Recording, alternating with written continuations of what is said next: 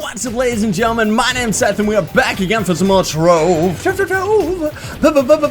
patch notes. Yes. So today is once again a fairly useless patch notes video, but it's better than that one that we skipped over where it just gave like 50% more experience. So anyway, we're not going to be giving away anything today because, as you can kind of plainly see, we are on the PTS server today just to mess around, and I kind of want to show you all a couple sneak previews of what's actually coming in next week's patch, but we'll get into that in a bit.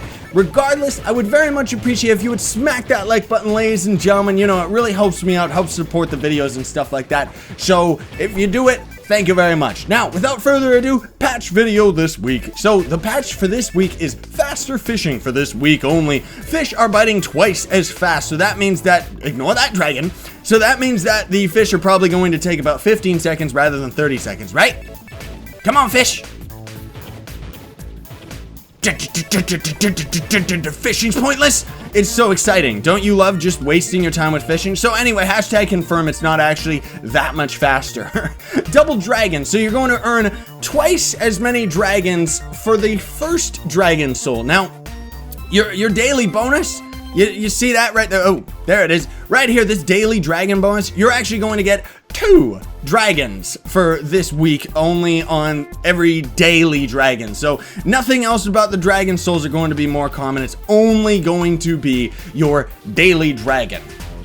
This is also going to be, yes, right, the last week of the ancient dragon. That's the bearded dragon, so get him while you can, because otherwise that new butterfly dragon is coming in next week. Chaos chests have been updated. This week will feature a bit of old snowy mounts, as well as a new one, which I'm guessing is still going to be the Tunderer, which, I mean, he's not necessarily new, but I guess he's still new-ish. I don't know.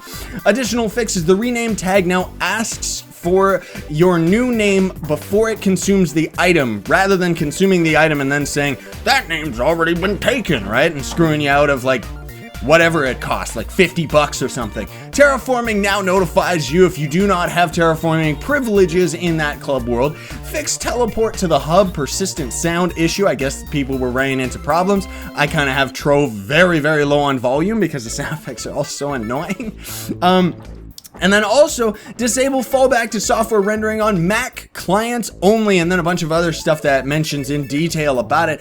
But I guess that means that Trove must work on Mac now. It's kind of weird that they just kind of skimmed over it and never actually had like a proper update that said Trove is now on Mac, everybody can play it. And because otherwise there was like no news about it whatsoever, other than this and last week's patch video just slightly mentioning something about Mac users, meaning that I guess it works for Mac users. Now, there's a couple other small additions right here which are actually terrible.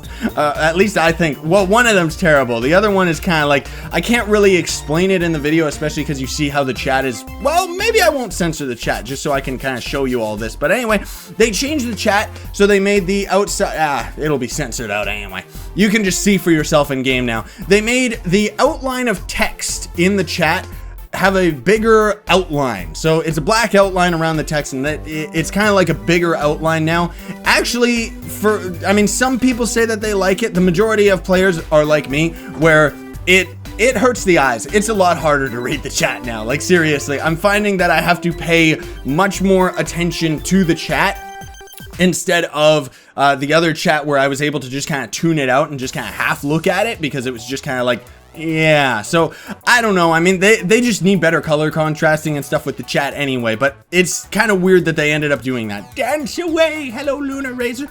The other thing too, now this is the big one. The chat is kind of hit or miss. Some people will like it, some people won't. Who cares?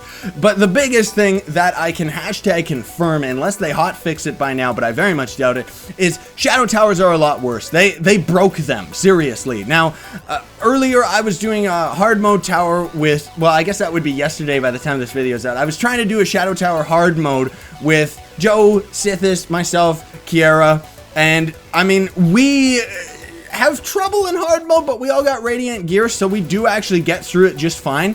However, since this patch, we just died over and over again. So they made shadow towers on hard mode anyway impossible, because they made enemies have even more health and even more damage, which, I mean, they were already overpowered and took 5 hours to get through. So now, unless you have like a full Radiant gear group, it's just impossible, man. And I don't know what we're gonna do, because I wanted to get myself those lunacy wings this week, but thanks devs for making the towers stronger and not the players. I guess that's what happens when everybody on the forums keeps showing off that they were doing weird glitches and tricks so that they could solo Shadow Tower, and that's all the devs see, right? They don't see the majority of people complaining that they're so difficult. They just see 1 or 2 people that are so good at manipulating the game system that they can get through it no problem, and then they just update it accordingly. So anyway, that's pretty much it for this week's patch video, ladies and gentlemen, but I will show you a sneak peek. This spear, this helmet,